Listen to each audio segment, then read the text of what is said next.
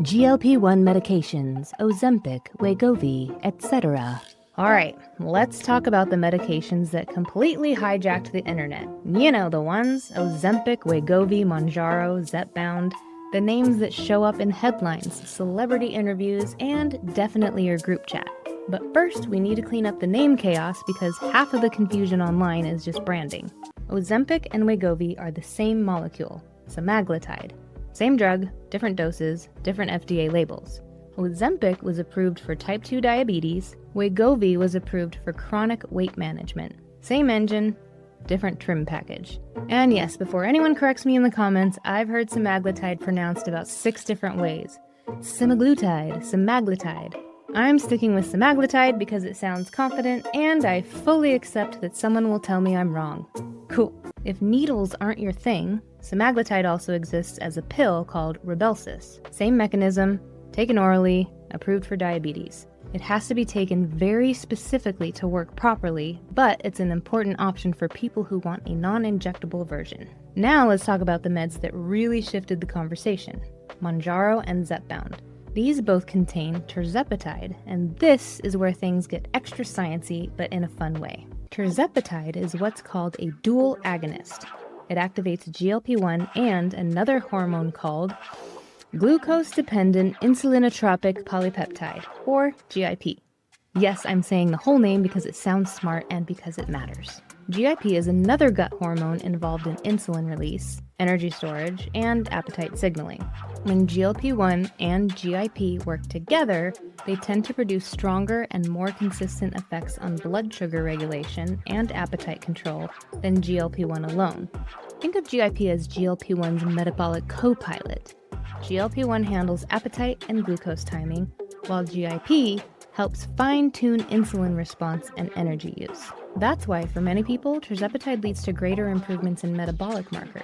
Mounjaro is approved for type 2 diabetes, and Zepbound is the version approved for chronic weight management. And just to show how fast this field is evolving, researchers are already working on what's next. One of the most talked about drugs in trials right now is retatrutide.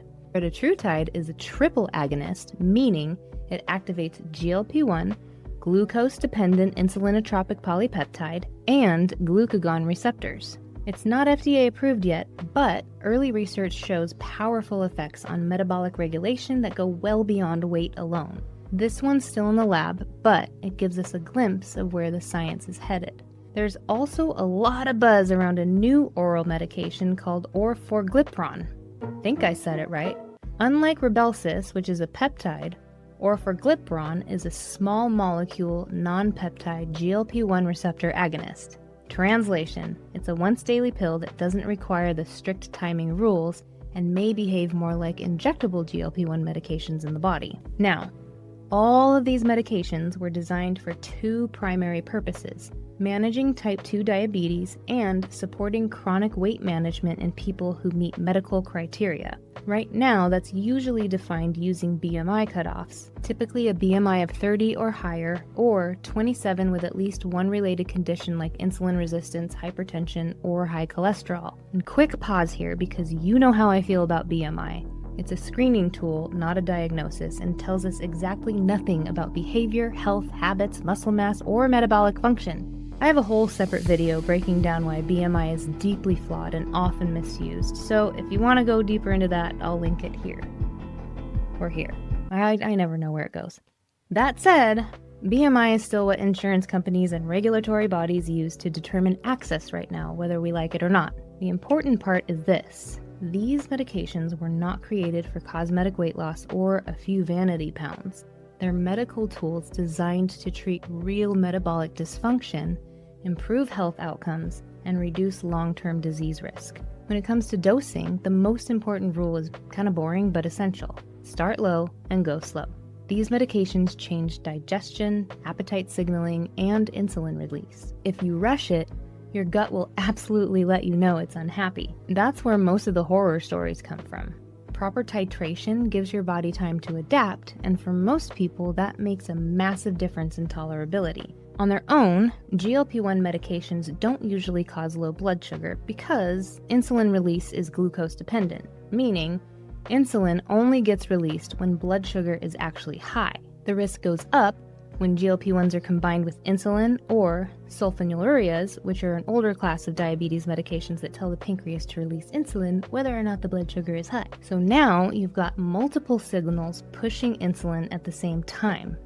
That's not inherently dangerous, but it does require proper medical oversight and dose adjustments to keep things safe. There are also important safety considerations. These medications aren't recommended during pregnancy or when actively trying to conceive. They're contraindicated for anyone with a personal or family history of medullary thyroid carcinoma or multiple endocrine neoplasia type 2.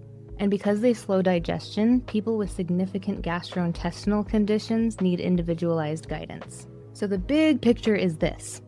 Semaglutide, tirzepatide, and what's coming next aren't shortcuts or hacks. They're the results of decades of research into how the body regulates metabolism.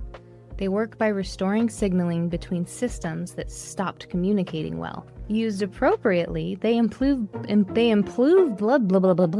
Used appropriately, they improve blood sugar control, support cardiovascular health, and quiet the constant mental noise around food. They're tools, powerful ones. And like any powerful tool, they work best when they're used with respect, patience, and context.